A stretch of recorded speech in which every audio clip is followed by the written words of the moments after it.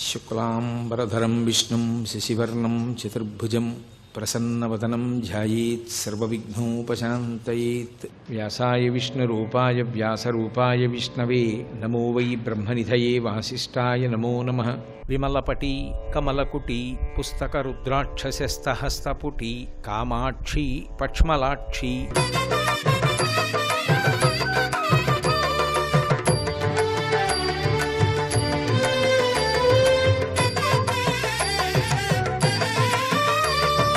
సుందరకాండలో స్వామి హనుమ చెప్తారు, తదేవ ఫలమన్వేతి ధర్మస్య ధర్మనాశన ప్రాప్తం ధర్మఫలం తావద్భవతా నత్ర సంశయ అంటారు.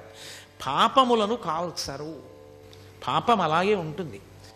విశేషమైనటువంటి ఈశ్వరానుగ్రహము కలిగినటువంటి ప్రదేశములలో ఈశ్వరుడే ప్రమాణం చేశాడనుకోండి, నేను కాల్చేస్తానన్నాడు అనుకోండి, అప్పుడు కాల్చేస్తాడు, అప్పుడు తీస్తాడు.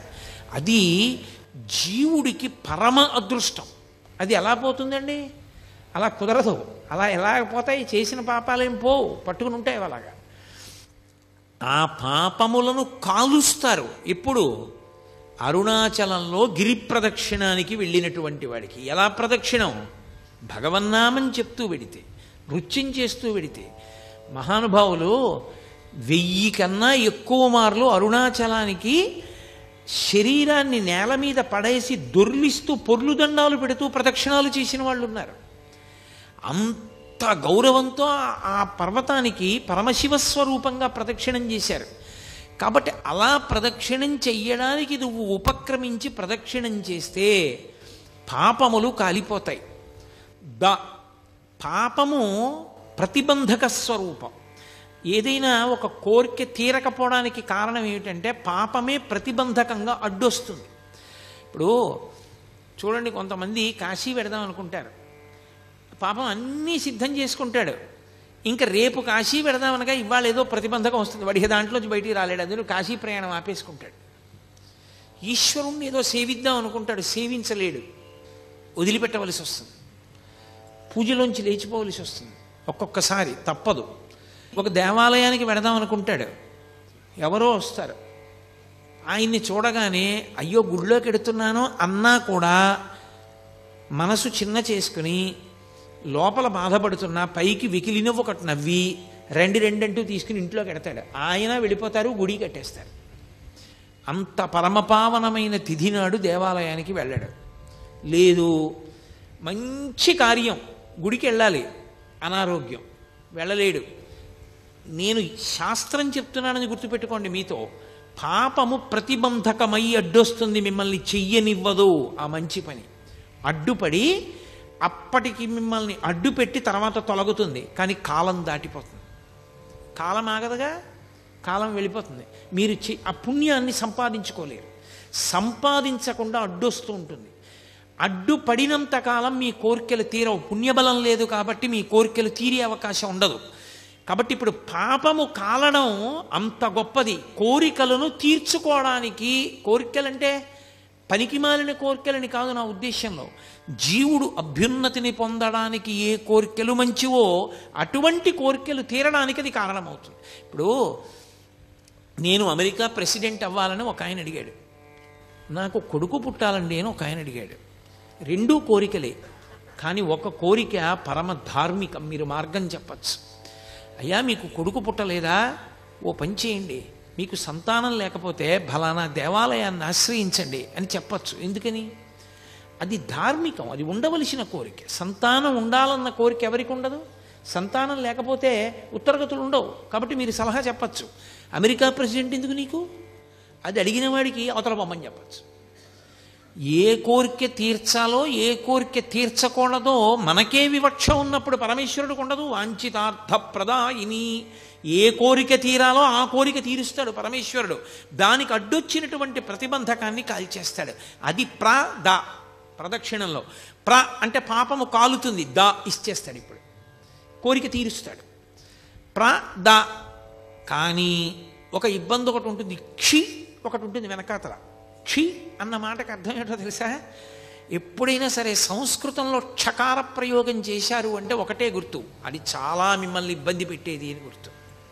అందుకే సంస్కృతంలో ఏదైనా బాధతో కూడుకున్న విషయం చెప్పాలనుకోండి, అది చాలా కష్టమైన విషయం సుమండి అన్నది చెప్పవలసి వస్తే ఏం చేస్తారంటే శ్లోకంలో ఎక్కువ మార్లు వాడేస్తారు. వాడేస్తే మీరు ఆ శ్లోకం చూడగానే చాలా కష్టమైన విషయం ఎవరు అనుభవిస్తున్నారు అని మీరు గుర్తుపడతారనమాట.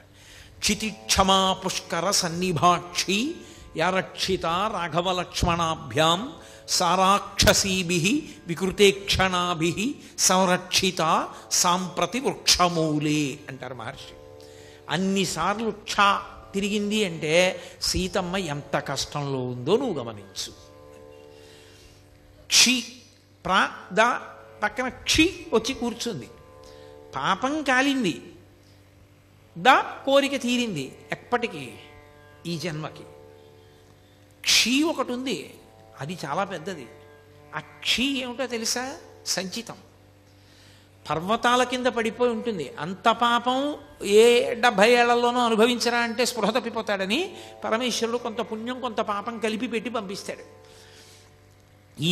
ఈ వలన ఏమవుతుందంటే వాసనాబలం ఉండి ఏ చిన్న పని చేయనివ్వండి ఫలితం అపేక్షిస్తాడు. నాకు ఈ కోరిక తీరాలండి అందుకు నేను ఇచ్చేస్తున్నానంటాడు. ప్రదక్షిణం చేసేటప్పుడు అన్న మాటకు అర్థం ఏమిటంటే, అన్న అక్షరానికి అర్థం కామ్యముతో కూడిన కర్మ నశిస్తుంది, దాని వలన చిత్తశుద్ధి కలుగుతుంది. ప్రదక్షిణం చేసేటప్పుడు అన్న మాటకు అర్థం ఏమిటంటే, అన్న అక్షరానికి అర్థం కామ్యముతో కూడిన కర్మ నశిస్తుంది, దాని వలన చిత్తశుద్ధి కలుగుతుంది. కామ్యముతో కూడిన కర్మ అంటే ఏ పని చేసినా నాకేదో రావాలి. ఏమంటే పొద్దున్న గోపూజ చూశాను, పొద్దున్న గోపూజ చూశాను కదండి, నాకేమైనా వస్తుందా? వెంటనే 10 రూపాయలు కలిసి వచ్చేస్తాయా అని అడిగాను అనుకోండి, ఏమవుతుంది? 10 రూపాయలు ఇచ్చేశారు, పరమేశ్వరుడు 10 రూపాయలు అలాగో అలా కలిసి వచ్చేటట్టు చేశాడు. అయిపోయి ఎక్కడికో వెళ్ళారు, కాఫీ తాగారు, మీరు ఇద్దాం అనుకుంటుంటే మీ పక్కవాడు ఇచ్చేశాడు. అయిపోయిందా? మీ 10 రూపాయలు మిగిలిపోయిందా? చాలా గోపూజ చూసిన ఫలితం 10 రూపాయలే. అదే ఎందుకు ఆ దిక్కుమాలిన ఫలితం? మీకు ఏం చేసుకుంటాం దాంతో?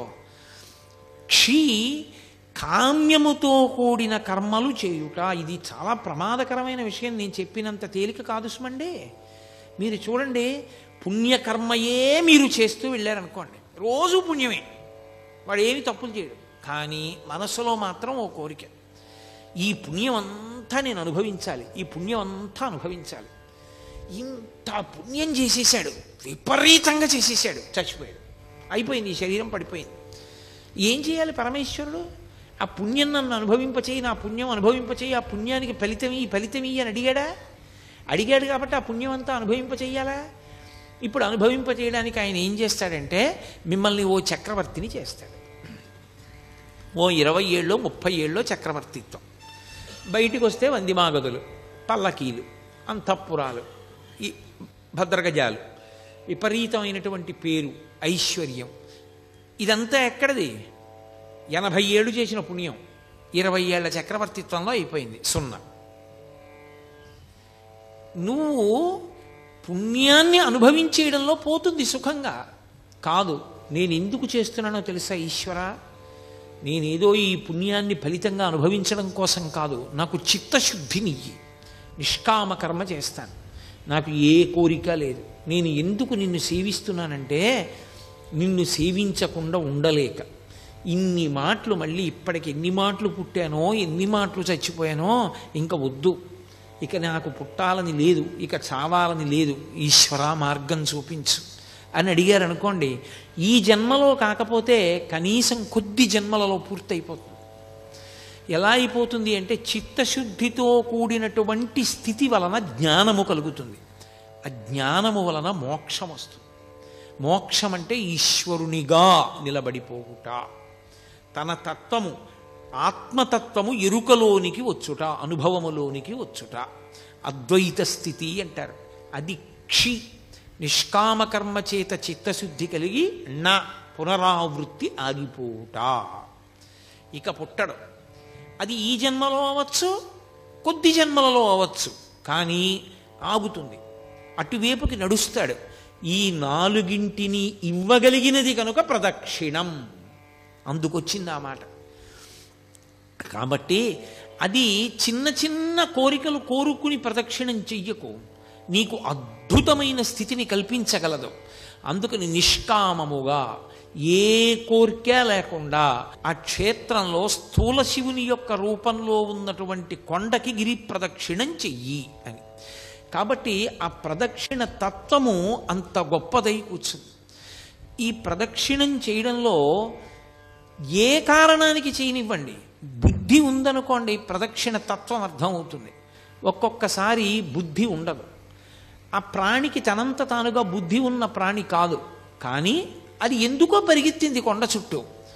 బుద్ధి లేని ప్రాణైనా దానికి ప్రదక్షిణం యొక్క విలువ తెలుసుకునే అవకాశం దాని ఉపాధికి లేకపోయినా అది పరిగెత్తింది కాబట్టి పరమేశ్వరుడు ఫలితమిస్తాడు.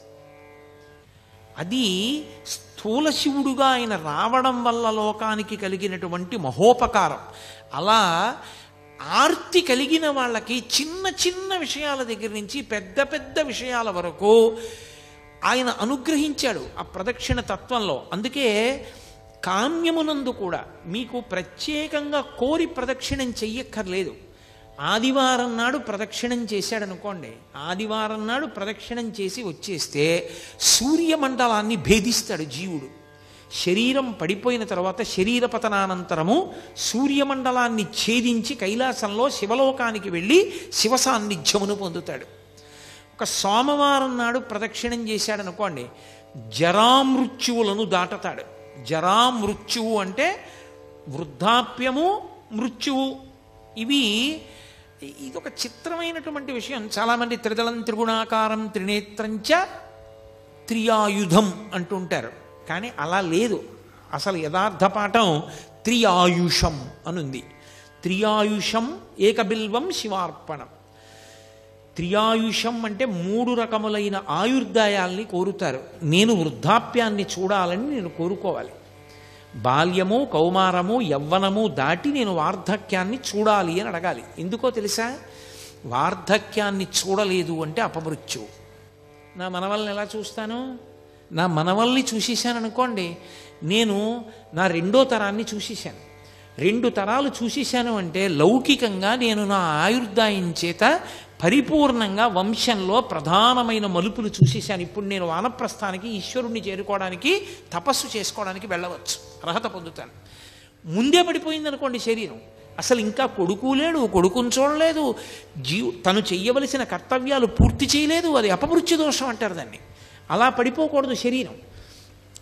కాబట్టి అపమృత్యు దోషం పోవాలి అంటే జరా అంటే వృద్ధాప్యమునందు చింతతో అమ్మో ఇది పడిపోతుందేమో, అమ్మో ఇది పడిపోతుందేమో, అమ్మో ఇది పడిపోతుందేమో అని బెంగతో కాకుండా అమ్మో ఇది పడిపోకముందే చేసేయాలనేటటువంటి తాపత్రంతో చెయ్యగలిగినటువంటి స్థితిని పొంది తదనంతరము ఇక మళ్ళీ ఇంకొకసారి చావవలసిన అవసరం ఉండదు. అది ఆఖరి చావు. అంటే ఇంకోసారి పుట్టడని గుర్తు. పుడితే కదా చావడం. అది ఆఖరి వృద్ధాప్యం. ఆ ఆఖరి వృద్ధాప్యం భయంతో ఉండదు, ఆ ఆఖరి వృద్ధాప్యం త్వరతో ఉంటుంది. జుత్తు తెల్లబడిపోతోంది, 60 వచ్చేసాయి, చేసేయాలి గబగబా మంచి కార్యక్రమాలన్నీ. ఈపాటి ఓపిక ఉండగా సంధిబంధములు సడలిపోకముందే ఈశ్వరారాధన చేసేయాలి, ఈశ్వరుడిచ్చిన సమయాన్ని సాధ్యమైనంత వెచ్చించేయాలి అని త్వర కలిగి భగవదారాధన యందు మగ్నుడవుతాడు. మగ్నుడై ఆ భావనతో ఉన్న కారణం చేత శరీరం పడిపోతున్నప్పుడు కూడా పటికి బెల్లం తిన్న నోరులా ఆ పారవస్యంతో పడిపోతాడు. పడిపోయిన కారణం చేత భగవంతుని యొక్క స్మరణలతోనే వెళ్ళిపోయాడు కాబట్టి ఇక మళ్ళీ రాడు కాబట్టి ఇక ఇంకొకసారి చావడు, ఇంకొకసారి పుట్టుక లేదు, ఇంకొకసారి మరణము లేదు. జరామరణములను దాటాలి అంటే సోమవారం నాడు ప్రదక్షిణం చేయాలి. నువ్వు వేరే ఏమీ అడగక్కర్లేదు. ఏ రోజు ప్రదక్షిణం చేసినా ఫలితమే. ఈ కాలమా ఆ కాలమా అలా ఏం లేదు. మంగళవారం నాడు ప్రదక్షిణం చేస్తే సార్వభౌమత్వం. అయితే నేను ఇక్కడ మీకు ఒక మాట చెప్పవలసి ఉంటుంది. స్వయంగా భగవాన్ రమణులే చెప్పిన మాట. అరుణాచలంలో అరుణగిరికి ప్రదక్షిణానికి మంగళవారము శ్రేష్టము, చాలా మంచిది. మంగళవారం నాడు గిరి ప్రదక్షిణం చేస్తే ఎందుకో తెలుసా? అది అగ్ని కొండ, పావకి సుబ్రహ్మణ్య తత్వం, అది సుబ్రహ్మణ్య క్షేత్రం, శివానుగ్రహం. అక్కడ మంగళవారం నాడు ఉదయం కుజహోర ఉంటుంది. కుజుని యొక్క శక్తిని తగ్గించగలిగిన వాడు సుబ్రహ్మణ్యుడు. మంగళవారం సుబ్రహ్మణ్యానుగ్రహాన్ని ప్రోధి చేస్తుంది. అందుకే మంగళవారం నాడు ప్రదక్షిణం చాలా గొప్పది. సూర్య నాగమ్మ గారు ప్రతి మంగళవారం గిరి ప్రదక్షిణానికి వెళ్ళేవారు. అప్పుడు మంగళవారం నాడు ప్రదక్షిణం చేసిన వాడు సార్వభౌముడవుతాడు. సార్వభౌముడవుతాడు అన్న మాటకు అర్థం చక్రవర్తి అంటే రాజ్య పరిపాలనే అనుకోక్కర్లేదు. భక్తి సార్వభౌముడు కావచ్చు, వైరాగ్య సార్వభౌముడు కావచ్చు, జ్ఞాన సార్వభౌముడు కావచ్చు. కాబట్టి మంగళవారం నాటి ప్రదక్షిణం సార్వభౌమత్వాన్ని ఇస్తుంది. బుధవారం నాడు గిరి ప్రదక్షిణం చేసినటువంటి వాడికి అపారమైనటువంటి పాండిత్యం అబ్బుతుంది. పాండిత్యం అంటే ఏవో కొన్ని పద్యాలు కొన్ని శ్లోకాలు చెప్పడం అనుకుంటున్నారేమో, కాదు. పండాహ అంటే భగవంతుని యొక్క జ్ఞానము కలుగుట. భగవద్జ్ఞానము కలగాలి అంటే తనంత తానుగా లోపల పొటమరించాలి అంటే బుధవారం నాడు ప్రదక్షిణం చెయ్యాలి. గురువారం నాడు నియమంగా అరుణాచలానికి ప్రదక్షిణం చేసిన వాడు లోకగురువు అవుతాడు. అంటే జగద్గురు స్థానాన్ని పొందుతాడు. అంతటి మహానుభావుడు అవుతాడు. అంటే బహుశః లోకం కోసం పుట్టిన కారణజన్ముడే తప్ప కర్మ అనుభవించడానికి పుట్టిన జన్మ కాదది. అటువంటి స్థితిని పొందుతాడు. శంకర భగవత్పాదులు, ఒక చంద్రశేఖరేంద్ర సరస్వతి మహాస్వామి వారు, ఒక చంద్రశేఖర భారతీ మహాస్వామి వారు, నృసింహ భారతీ మహాస్వామి వారు, వీళ్ళందరినీ జగద్గురువులు అంటారు. ఆ జగద్గురు స్థానాన్ని అలంకరిస్తాడు. అది గురువారం నాడు జరిగేటటువంటిది. ఇక శుక్రవారం నాడు అపార సంపత్తి, ఇహమునందు విశేషమైనటువంటి ఐశ్వర్యాన్ని పొంది అంత్యమునందు విష్ణుపథాన్ని పొందుతాడు. విష్ణుపథం అంటే వైకుంఠం, వైకుంఠాన్ని పొందుతాడు. అది శుక్రవార ప్రదక్షిణ. శుక్రవార ప్రదక్షిణంలో సంపత్తి అన్న మాట నేను వాడినప్పుడు ఎంత డబ్బు వస్తుందండి అని నన్ను అడక్కండి. సంపత్తి అన్న మాటకు అర్థం ఏమిటో తెలుసా? తృప్తి. నాకున్న దాంతో నేను తృప్తిగా ఉండడమే ఐశ్వర్యం. ఐశ్వర్యము అన్న మాటకు అర్థం ఏవో ఉంటే సంతోషం అయితే నీ జన్మలో సంతోషం అన్న మాటకు అర్థమే ఉండదు. ఎన్ని తెచ్చి నీ దగ్గర పెట్టినా నీకు ఇంకా లేనిదోటి ఉంది. నీకు ఏది ఉందో దాన్ని చూసుకుని మురిసిపోవడం నీకు అలవాటైతే నిన్ను మించిన ఐశ్వర్యవంతుడు ప్రపంచంలో లేడు. కౌపీనవంత కలు భాగ్యవంత అంటారు శంకరాచార్యుల వారు. గోచీ పెట్టుకున్నవాడంత ఐశ్వర్యవంతుడు ఎక్కడున్నాడన్నారు. అన్నీ వదిలి ఇది చాలని వాడు సంతోషంగా గోచీ పెట్టుకు తిరుగుతున్నాడు. ఇన్ని పట్టు పీతాంబరాలు కట్టుకున్నా ఏదో లేదని వీడు ఏడుస్తూనే ఉన్నాడు. అందుకే చక్రవర్తులు కూడా అన్నీ విడిచిపెట్టిన ఋషుల ఆశ్రమానికి వెళ్ళి కూర్చుని శాంతి పొందేవారు. వాళ్ళు అన్నీ విడిచిపెట్టి శాంతి పొందారు. అన్నీ ఉండి అశాంతిలో వీడుంటాడు. శాంతి ఐశ్వర్యం. అందుకే మనకి సనాతన ధర్మంలో ఏం చేసినా ఓం శాంతి శాంతి శాంతి అని పూర్తి చేస్తారు. శాంతిని మించిన పరమైశ్వర్యం, తృప్తిని మించిన పరమైశ్వర్యం లోకంలో ఇంకోటి లేదు. నాకు ఈశ్వరుడు ఇది ఇవ్వలేదని ఏడిచేవాళ్ళు చాలామంది ఉంటారు. నాకు ఈశ్వరుడు ఏమివ్వలేదని అడిగేవాడు కోట్ల కోట్ల మందిలో ఒక్కడే ఉంటాడు. అలా అడగగలగాలి అంటే వాడు నిత్యతృప్తుడై ఉండాలి. వాడు బ్రాహ్మణుడు. వాణ్ణి మించిన బ్రాహ్మణుడు లేడు. అందుకే వ్యాసుడు దేవి భాగవతం చెప్తూ పరమేశ్వరుడు కూడా ఎవరి పాదములకు నమస్కరిస్తాడని అడిగాడు. అడిగి సంతోషోహి ద్విజన్మనాం, నాకు ఇది కావాలన్న కోరిక మనసులో లేకుండా, ఎప్పుడు నాకు అసలు ఏం లేదన్న దాని మీద దృష్టి లేకుండా, నాకు ఈశ్వరుడు ఏమివ్వలేదని మురిసిపోయేవాడు ఎవడున్నాడో అటువంటి బ్రాహ్మణుడి పాదములు కడిగి ఆయన పాదములకు నేను నమస్కారం చేస్తానన్నాడు పరమేశ్వరుడు. కాబట్టి యతీనాం భూషణం జ్ఞానం సంతోషో హి ద్విజన్మనాం ఉద్యమం శత్రుహననం భూషణం భూతిమిచ్చతాం అన్నాడు ఆయన. కాబట్టి అది ఐశ్వర్యం అంటే. కాబట్టి ఇహమునందు సంపత్తి, విష్ణుపథమునందు స్థానము. శుక్రవారం నాడు ఆ గిరికి ప్రదక్షిణం. అలాగే శనివారం నాడు చేస్తే గ్రహపీడా విముక్తి. మీరు ఒక్క మాట చాలా జాగ్రత్తగా జ్ఞాపకం పెట్టుకోవాలి. గ్రహపీడా విముక్తి అన్న మాటకు అర్థం ఏమిటో తెలుసా అండి? ఆ గ్రహం మిమ్మల్ని బాధించడం మానేస్తుంది అని కాదు. మరి ఇంకెందుకండి గ్రహపీడా విముక్తి అని మీరు నన్ను అడగచ్చు. గ్రహములకు ఈశ్వరత్వము లేదు. గ్రహములకు ఈశ్వరత్వం లేదు. అందుకే నేను మీతో ఒక మాట చెప్తాను. ఒక దేవాలయంలో అనేకమైన దేవతామూర్తులు, నవగ్రహ మంటపం, గోపూజ జరుగుతున్నాయి అనుకోండి. మీరు ఏదైనా మరిచిపోవచ్చేమో కానీ గోవుకి ప్రదక్షిణం చేయకుండా మీరు వెళ్ళకూడదు. ఒక దేవాలయానికి ఎదురుగుండా ఒక ఆవు మేస్తోందనుకోండి, మీరు గుళ్ళోకి వెళ్ళడం ముఖ్యమా, ఆ గోవుకి ప్రదక్షిణం చేయడం ముఖ్యమా అంటే గుళ్ళోకి వెళ్ళడం కన్నా గో ప్రదక్షిణం ముఖ్యం. మీరు గుళ్ళోకి వెళ్ళి గోవును వదిలేసి వెళ్ళారనుకోండి, ఈశ్వరుడు కూడా అనుగ్రహించారు. గోప్రదక్షిణమే గొప్పది. దిలీప చక్రవర్తి వృత్తాంతం లేదు, గోవును దాటిడితే ఏమయ్యాడు?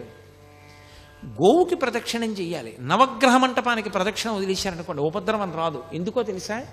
గ్రహములకు ఈశ్వరత్వము లేదు. కొంతమంది పొరపాటున శనీశ్వరుడు అంటుంటారు. శనీశ్వరుడు అన్న మాట లేదు, శనైశ్చరుడు. శనైహి చరహ, మెల్లగా మెల్లగా నడుస్తాడు ఆయన. అందుకని ఆయనకి శనైశ్చరుడు తప్ప శనీశ్వరుడు లేదు. అసలు గ్రహములకు ఈశ్వరత్వము లేదు. ఈశ్వరత్వము లేదు అన్న మాటకు అర్థం ఏంటో తెలుసా? ఆయన గుమాస్తాయే కానీ అధికారి కాడు. గ్రహబాధ విముక్తి అన్న మాటకు అర్థం ఏమిటో తెలుసా? గ్రహముల యొక్క పీడ కింది స్థాయికి వెళ్ళిపోతుంది. ఈశ్వరుడు పిలిచి అంటాడు, వాడిని నువ్వు బాధ పెట్టడానికి వీలు లేదు. ఇప్పుడు పాము కరవాలి వాడిని చీమ కరుస్తుంది. అంటే గ్రహం ఈశ్వరుడి మాటని బట్టి బాధించడంలో కింది స్థాయికి వెళ్ళిపోతుంది. అప్పుడు అసలు మిమ్మల్ని బాధించినట్టు ఉండదు. పాము కరిస్తే పడినటువంటి బాధ వలన పోవలసిన పాపం చీమ కరిచిన బాధని పాము కరిచిన బాధతో సరిపెట్టి పోగొడతారు. కొంతమందిని చూడండి, కారాగారంలోంచి సత్ప్రవర్తన వలన విడుదల చేసేసామంటారు. మనం ఎన్నుకున్న ప్రభుత్వానికే అంత అధికారం ఉంటే పరమేశ్వరుడికి గ్రహములను ఆదేశించడానికి అధికారం ఉండదని మీరు ఎలా అనుకుంటున్నారు? అది గ్రహపీడా విముక్తి అంటారు దాన్ని. సర్వం శ్రీ ఉమామహేశ్వర పరబ్రహ్మార్పణమస్తు. స్వస్తి.